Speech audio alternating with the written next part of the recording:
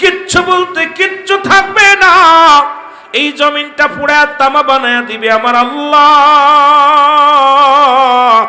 এই জমিনের ভিতরে যত পানি আছে পানিগুলো পুরা ছাই বানায় দিবে আমার আল্লাহ। কিচ্ছু বলতে কিচ্ছু যেদিন থাকবে না। আমার এদিকে হুসাইন তো ৭২ জন কাফেলা নিয়ে রওনা দিয়েছেন। মুহররমের ১ তারিখ হয়ে গেল। ১ তারিখে আসে তাবুকা, ১ তারিখ, ২ তারিখ, ৩ তারিখ, ৪ তারিখ, ৫ তারিখ। মুসলমান ৭ তারিখ হলো। এই ৭ দিন পরে তাবু গাড়লেন, ওই কারবালা প্রান্তরে তাবু গাড়লেন।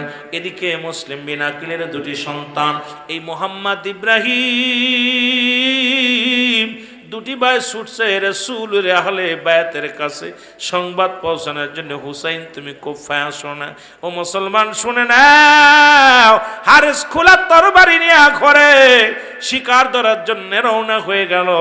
হারেজের বিবি সকালবেলা যখন গিয়ে হাঁটতে বাইর হয়েছে, দেখে ২টি ভাই পরস্পর বসে আছে, পরস্পর শুয়ে আছে বাগিচার মধ্যে। ছোট ভাই বড় ভাইকে বলে, ভাই রে, যদি কুফা মানুষ জানতে পারে আমাদেরকে মেরে ফেলবে, আমাদেরকে জিন্দা রাখবে না। আর হুসাইন যদি এই জমিনের মধ্যে আসে তাকে আর ফিরে যেতে দেবে না। বড় ভাই রে, বড্ড মায়ের জন্য বড় কান্না লাগে, বাবার জন্য বড় কান্না লাগে।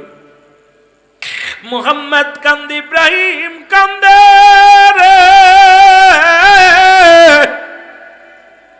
২টি ভাই চোখের পানি ধরে কান্দে, ফেলায়া কান্দে।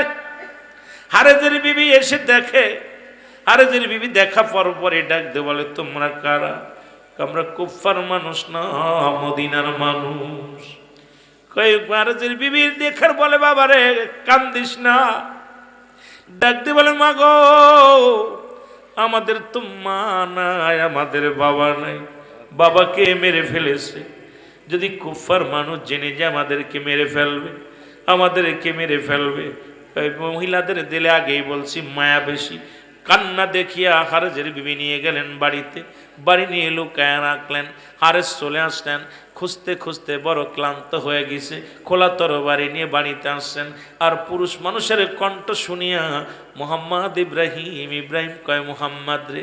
মোহাম্মদ কান্দে বলে, ভাই ইব্রাহিম রে, যদি কুফার মানুষ যদি জানতে পারে আমাদেরকে মেরে ফেলে দিবে, আমাদের চিন্তা করি না হুসাইন যেন কাই মহল্লার মধ্যে না আসে, কুফা নগরে যেন হুসাইন না আসে রে। হুসাইন যদি কুফা নগরে চলে আসে, হুসাইনকে চির বিদায় করে দিবে।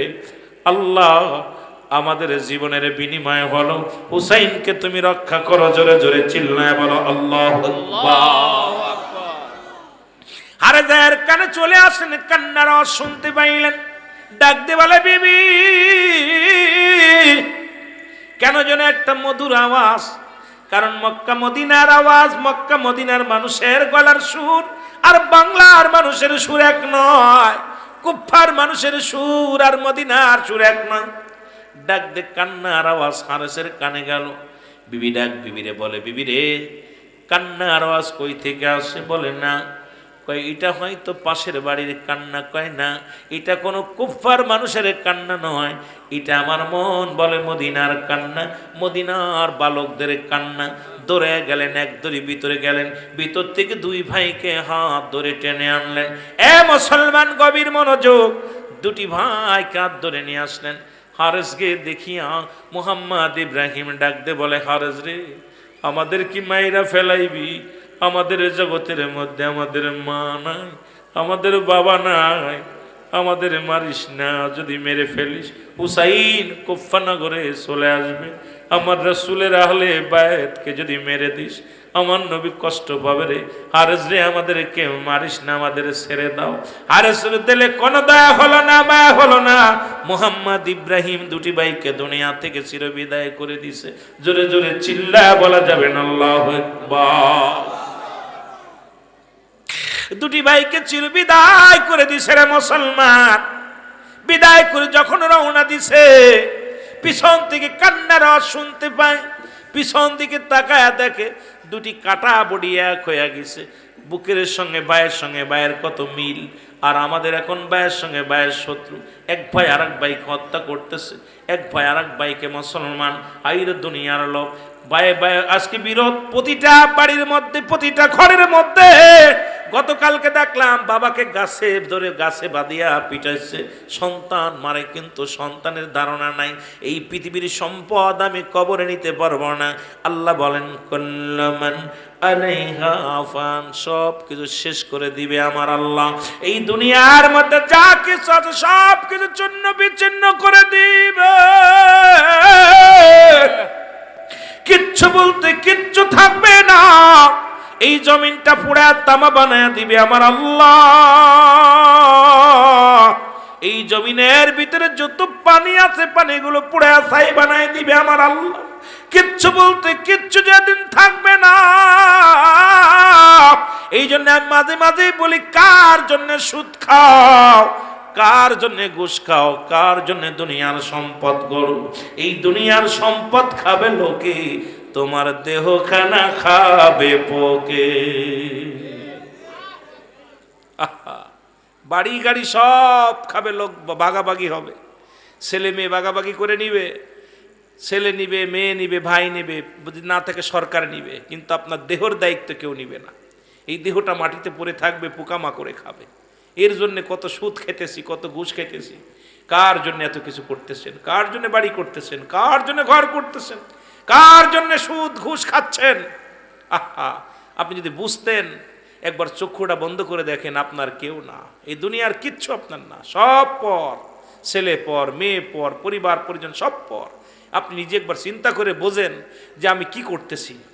আমার ভাইরা, আমার বন্ধুরা, আমার হুসাইন রাদিয়াল্লাহু তাআলা কাফেলা করে চলে আসলেন কোথায়? আমি আগে ক্ষমা চেয়ে নিয়েছি, আমি বিস্তারিত বলতে গেলে আমি সময় লাগবে, 4-5 ঘন্টা লাগবে। আমি জানি সংক্ষেপে মূল আলোচনাটা করবো। অনেকে বলতে পারেন, হুজুর আমরা আসলে ওই যে মুহাম্মদ ইব্রাহিমকে মারলো, ওইটা নিয়ে অনেক অনেক আলোচনা রয়েছে, এটা নিয়ে 2-4 ঘন্টা করা যাবে আলোচনা। মুসলমান গভীর মনোযোগ শোনা নাও। হুসাইন রাদিয়াল্লাহু তাআলা 7 গেল 8 গেল মুহররমের 9 তারিখ, যেহেতু কয়েক দিন চলে গেছে, আজকে 10 তারিখ। এই 10 তারিখ আজকে 10-এর মুহররম, 11তম রাত।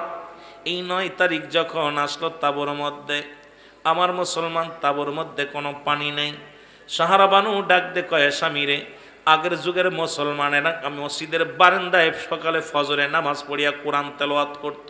আর এখন তো, আগে মানুষ মেহমান বাড়ি গেলে আগে খুঁজতো যাই নামাজটা, খুঁজতো তসবি, খুঁজতো কি খুঁজতো, অজুর বদনা অজুর জায়গা খুঁজতো। আর এখন মেহমান বাড়ি গেলে 1 নম্বরে খোঁজে ওয়াইফাই আসেনি, আর ব্যাটারি চার্জ দিবে, চার্জার আসেনি, ঠিক কিনা?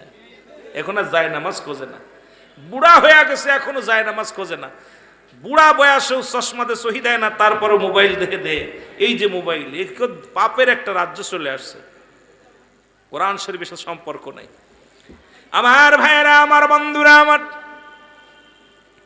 সাহারা বানু ডাক দে কয়, স্বামী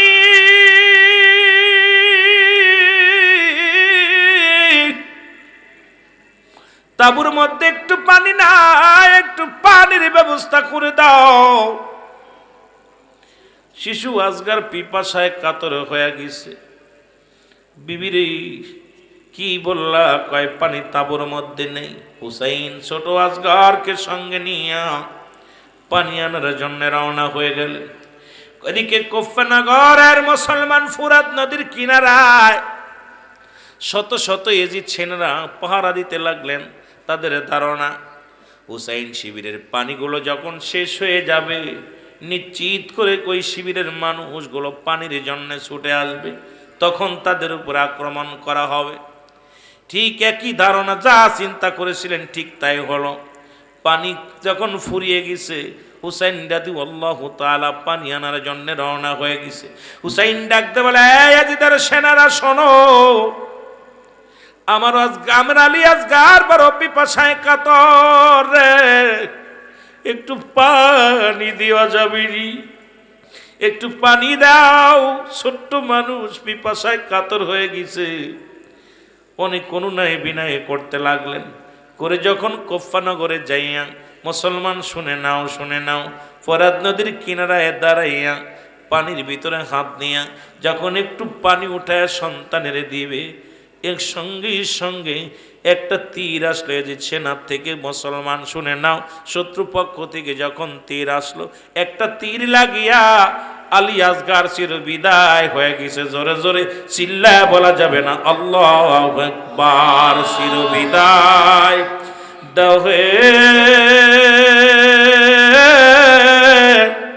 ও বাবাজি গো, ডাকিতেছেন নবীজি আমায়, ডাকিতেছেন নবীজি আমায়।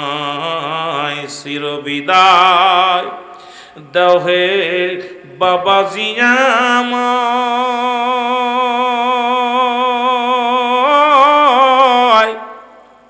ও বাবাজি গো, ডাকিতেছে নবীজি আমায়, ডাকিতেছেন নবীজি আমায়। আমার ভাইরা, আমার বন্ধুরা, আমার এই কুল যখন তীরটা বাইর করেছে, সঙ্গে সঙ্গে কলিজাটা বাইর হয়ে গেছে, চোখ দুটি বড় বড় হয়ে গেছে রে, জিহ্বাটা বাইর হয়ে গেছে। সন্তানের বলতেছিলাম, সন্তানের লাশ বাবার কাঁধে, যারা সন্তানের লাশ নিছে রে,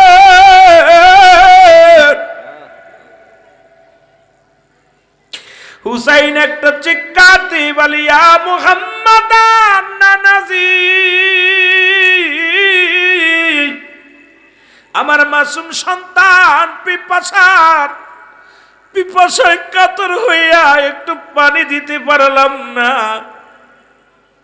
চির বিদায় হয়ে গেছে মুসলমান। সন্তানের লাশ বাবার কাঁধে, বাবার লাশ সন্তানের কাঁধে, লাশখানা কাঁধে করিয়া ডাকতে বলে, সারা বানু রে, কোথায় রে বিবি? এই দেখো, তাকায় দেখো, জন্মের পানি পান করায় আনছে, আর জীবনে কোনোদিন পানি খাইতে যাবে না রে বিবি। সারা বানু তাবুর ভিতর থেকে এসে দেখে রে, কলিজার টুকরা রে দুনিয়ার মধ্যে নেই। কলিজার টুকরা সন্তানের মুসলমান, চোখ দুটি বড় বড় হয়ে আসে, জিহ্বাটা বাইর হয়ে গেছে, কলিজাটা বাইর হয়ে গেছে। সন্তানের বুকের মধ্যে নিয়ে একটা চিৎকার বেড়ে দে, বলে রব্বি কারীম, রব্বি কারীম, আমি দুঃখিনী মা, কেমনে সহ্য করো? চোখের পানিগুলো ছেড়ে কাঁদতে লাগলেন চিৎকার মারিয়া। এই কান্নার আওয়াজ চলে গেলেন আলী আকবরের ঘরে। আলী আকবর ঘর থেকে বাইর হইয়া ডাকতে বলে, মা তুমি কেন কান্দ গো মা? বলে, বাজান রে, কেন কান্দি দেখে যা, আর তাড়াতাড়ি আয় দেখে যা। আলী আকবর যখন মুসলমান শুনে নাও, আলী আসগার বিদায়, আলী আকবর চলে আসলেন ভিতরে, এসে দেখে জনমের মতো বিদায় নিছে মুসলমান জোরের ছোট্ট ভাই। আলী আকবর ডাকতে বলে, মা কি হয়েছে বলো গো? বলে, বাবা তাঁবুর মধ্যে কোনো পানি ছিল না, এই পানি আনার জন্য তোমার ভাইকে নিয়ে যখন গিয়েছিল ফোরাত নদীর কিনারায়, ফোরাত নদীর কিনারায় যাইয়া পানির বদলে তীর খাইয়া তোমার ভাই চির বিদায় নিছে রে। আর কোনোদিন তোমার ভাই বলে ডাকবে না, আর কোনোদিন দাদা বলে ডাকবে না। আলী আকবর ডাকতে বলে, মা মা মা গো, দোয়া করো, আমি যাব যুদ্ধের ময়দানে। আমি যদি যারা আমার ভাইকে হত্যা করেছে, আমি তাদের প্রতিশোধ নিব। আলী আকবর রওনা দিলেন মার কাছ থেকে বিদায় নিয়ে, অনেকগুলো সৈন্যকে কতল করলেন। এই সেই 9 তারিখে মুসলমান সৈন্যকে কতল করে পিপাসায় কাতরে ফিরে আসলেন ঘরে। ডাকতে বলে, মা মা একটু পানি দাও গো মা, মা গো আর পারছি না, একটু পানি দাও। মা দুঃখিনী ডাকতে বলে, আলী আকবর রে, পানি যদি দিতে পারতাম তোমার ভাইয়ের মরা লাশ আমার দেখা লাগতো না, তোমার ভাইয়ের এই মৃত্যু দেহখানে আমার দেখা লাগতো না। আলী আকবর আয়, কোথায় পাবো রে পানি? আমি একবার আসগারের মুখের দিকে তাকাইয়া সইতে পারি না। আলী আকবর মার পায়ে সালাম করে চিরবিদায় নিয়ে রওনা হয়ে গেল। জোরে জোরে চিল্লায় বলা যাবে না আল্লাহু আকবার। চিরবিদায় দাও হে দুঃখিনী মায়, ডাকিতেছেন নবীজি আমায়, ডাকিতেছেন নবীজি আমায়। বলো চিরবিদায় দাও গো দুঃখিনী মায়, মা গো ডাকিতেছেন নবীজি আমায়, ডাকিতেছেন রাসূল আমায়। মদিনাতে আসো শুয়ে, ও নবী আমি আলী আকবার দি সালাম চরণে, নিলাম বিদায় যাব যুদ্ধের ময়দান। চিরবিদায় দাও হে মা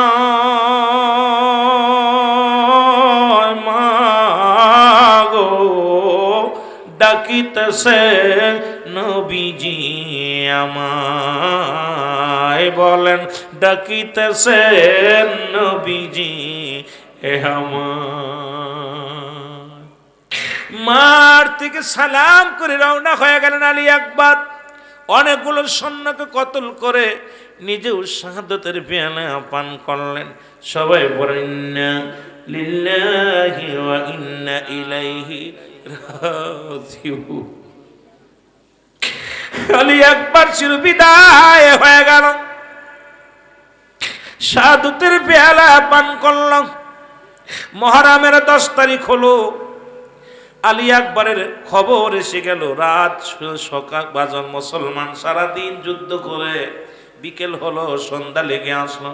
হুসাইনের কানে আওয়াজ আসলো আলী আকবর ও চিরবিদায়। আলী আকবরকে ও মুসলমান বিদায়ের পরে হযরত হুসাইন রাদিয়াল্লাহু তাআলা এই দিনটা ডাক দিয়ে বলেন, আমি আর বসে থাকার সময় নাই, আমিও যাব যুদ্ধের ময়দানে। আমি আর কেন বসে থাকবো? কারণ জীবনের মায়া করে যদি তাঁবুর মধ্যে থাকি, রাহমাতুল লিল আলামিনের কাছে কি জবাব দিব? আমার আল্লাহর দরবারে আমি কি জবাব দিব? আমি আর ভয়ে তার আর এখানে থাকবো না, আমি যাব যুদ্ধের ময়দানে। 10 তারিখ হলো, সকাল হয়ে গেল। ডাকতে বলে জয়নাব, জয়নাব রে, ও জয়নাব কোথায়? জয়নাব ছুটে আসলেন। জয়নাবকে আমি যাব যুদ্ধের ময়দানে, যাবার আগে আমি কিছু ওসিয়াত তোমারে করে যাই, নসিহাত করে যাই। এই নসিহাত গুলো ভালো করে শোনমারে জয়নাব। জয়নাব বলে হুজুর আপনি কি বলতে চান বলেন। ডাকতে বলে জয়নাব, যাবার আগে একটা অনুরোধ করি, আমার জয়নাল বড় অসুস্থ। জয়নাল অসুস্থ, আমার জয়নালের দেখে রাখবা, রাসূলের কদমে পাঠাইয়া দিবা। আমার জয়নাল জ্বর হয়েছে, প্রচন্ড জ্বর, গায়ের মধ্যে অসুস্থ অবস্থায় আছে, আমার জয়নালকে দেখে রাখবা। জয়নাল ভিতর থেকে আওয়াজ শুনে ডাকতে বলে আমি যাব যুদ্ধের ময়দানে। হুসাইন কয় না রে জয়নাল না, তোমার আমি রেখে গেলাম আমার নানার উম্মতের জন্য, তোমাকে আমি রেখে গেলাম আমার নানাজির কদমে সালাম পৌঁছানোর জন্য। জয়নাল বলেন না, আমি যাব যুদ্ধের ময়দানে যাব। হুসাইন ডাকতে বলে জয়নাব, জয়নাব আমি যুদ্ধের ময়দানে যাব, তাড়াতাড়ি আমার নানাজির পাগড়ি মোবারক নিয়ে আসো। হুসাইন রাদিয়াল্লাহু তাআলার হাতে রাসূলুল্লাহর পাগড়ি মোবারক এনে দেয়া হলো। পাগড়ি মোবারক নিয়ে হাতের মধ্যে নিয়ে ডাকতে বলে নানাজি, আমি হুসাইন আপনার পাগড়ি মোবারক মাথার মধ্যে লাগাইলাম, আমি যেন জীবনের ভয় না করি, মরণের ভয় না করি। আল্লাহ আমার নানাজির পাগড়ি মোবারক আমি মাথায় লাগাইলাম। ডাকতে বলেন ও আল্লাহ, ইয়া রাসূলুল্লাহ, ইয়া হাবিবাল্লাহ, নানাজি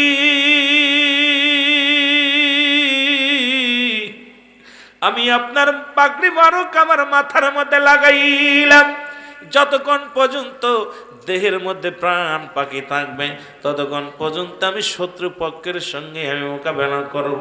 ডাকতে বলেন এইবার জয়নাব রে আমার আব্বা জানের জুলফিকার মুবারক নিয়ে আসো। হযরত হুসাইন রাদিয়াল্লাহু তাআলার হাতে জুলফিকার মুবারক এনে দেয়া হলো। জুলফিকার মুবারক হাতের মধ্যে নিয়ে হুসাইন রাদিয়াল্লাহু তাআলা ডাকতে বলেন বাবাজি, ও আমার বাবা, আমার আব্বা জান, আজকে আপনার তরবারিটা আমার হাতের মধ্যে, নানার পাগড়ি মুবারক আমার মাথার মধ্যে, আপনার তো এই তরবারিখানা আমার হাতের মধ্যে। আমি যাব যুদ্ধের ময়দানে, জীবনের জন্য ভয় না করি, যুদ্ধের ময়দানে রওনা হয়ে যাব। ডাকতে বললেন আমার কোথায় রে জয়নাব? জয়নাব রে জলদি যাও, আমার আমির হামজার বল্লভ মুবারক নিয়ে আসো। জোরে জোরে বলেন আল্লাহু আকবার। আমির হামজার বল্লভ খানা না হলো, এক হাতের মধ্যে তরবারি, এক হাতের মধ্যে বল্লভ নিয়ে, মাথার মধ্যে রাসূলুল্লাহর পাগড়ি মুবারক নিয়ে বীরের ভেসে যুদ্ধের ময়দানে রওনা হয়ে গেলেন। জোরে জোরে চিল্লায় বলা যাবে না আল্লাহু আকবার। জোরে জোরে আমার ভাইরা আমার ডাকতে বলে যাই না।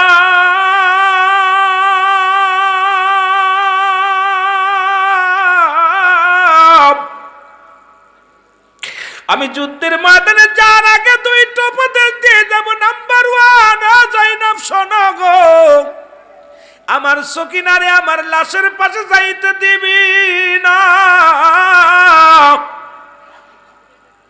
কারণ ওই শত্রুপক্ষের মানুষ আমাকে হত্যা করে আমার লাশ ক্ষত বিক্ষত করে ফেলবে। আমার এই লাশখানা দেখে আমার সকিনা সহ্য করতে পারবে না। যাবার সময় দাবি করে যায়, আমার লাশের পাশে আমার সকিনারে যাইতে দিবি না, দেখতে দিবি না। 2 নাম্বার দাবি আমার, আমাকে মেরে ফেলবে, আমাকে হত্যা করবে ওরা। তবে যাবার আগে, শেষ বিদায়ের আগে একটু অনুরোধ করে যাব জয়নাব, জয়নাব রে পৃথিবীর মধ্যে আমাদের জন্য কারোর কাছে বিচার চাবি না, পৃথিবীর কোন রাজা বাদশার কাছে বলবি না। যদি বেঁচে থাকো আমার রাসূলুল্লাহর কদমের মধ্যে যাইয়া, আমার নবীজির কদমের মধ্যে যাইয়া আমি হুসাইনের সালাম খানি পৌঁছায় দিবা জয়নাব। ও জয়নাব শোনো, মক্কা মদিনার কোন নেতার কাছে আমাদের বিচার চাবে না, পৃথিবীর কোন রাজা বাদশার কাছে বিচার চাবে না। শুধু রাসূলের রওজায় যাইয়া আমি হুসাইনের সালাম খানা পৌঁছায় দিবা যে তোমার হুসাইন বিদায়ের আগে সালাম দিয়ে গেছে গো নানা। জোরে জোরে চিল্লায় বলা যাবে না আল্লাহু আকবার।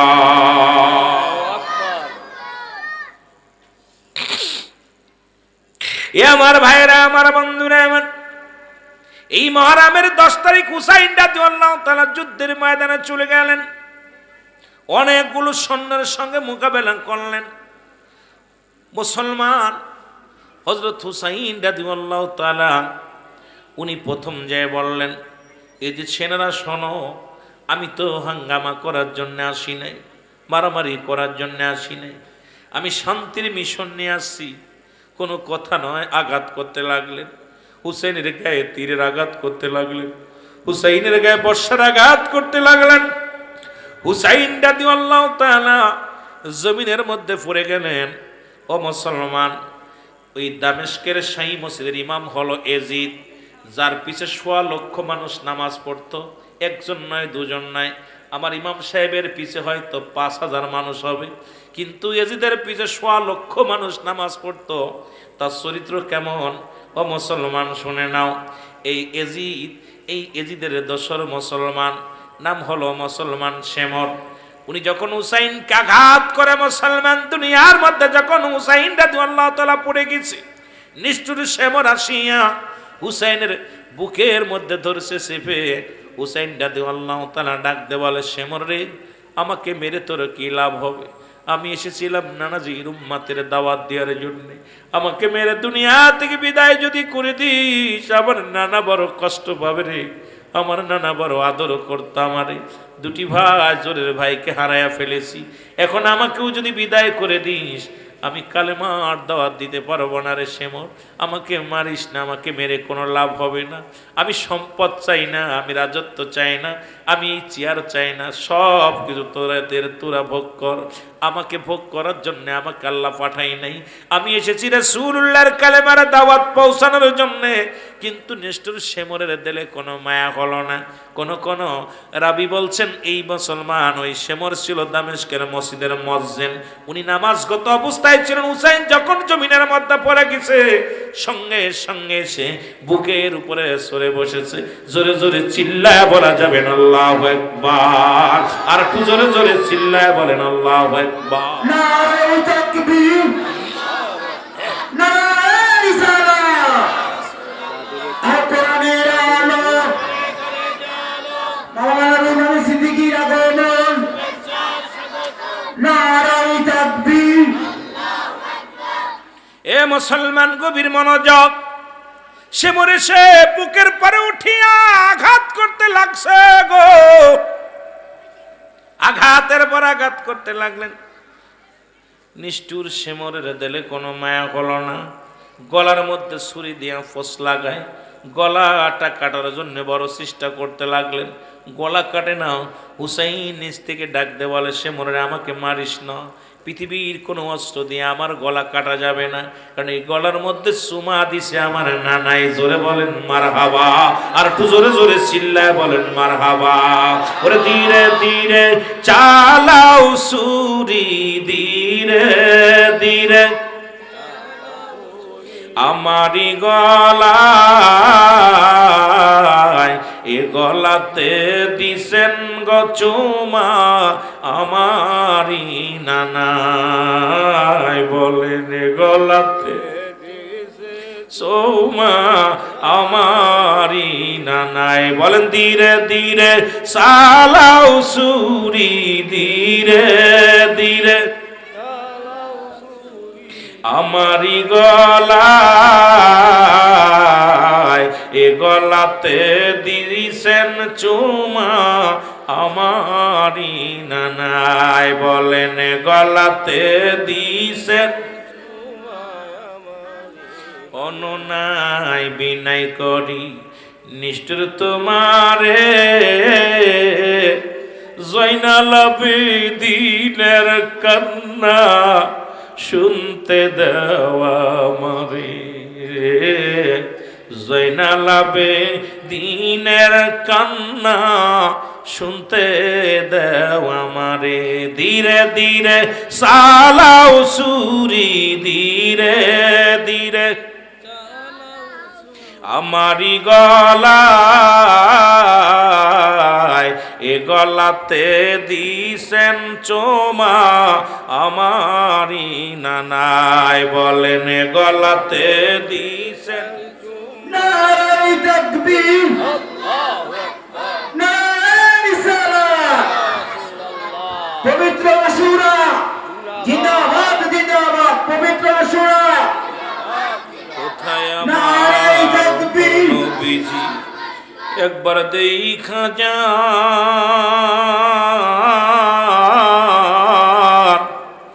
কোথায় আমার নানা যান, একবার দেখা যান। আপনারই হুসাইন কান্দে কারবালার ময়দান, আপনারই হুসাইন কান্দে কারবালার ময়দান। ওরে আমার নানাজি গো, বলি যে তোমায় সইতে পারি না আমি, সইতে পারি না আমি যন্ত্রণা যে। ধীরে ধীরে চালাও গো সুরি, ধীরে ধীরে চালাও রে সুরি আমারি গলায়,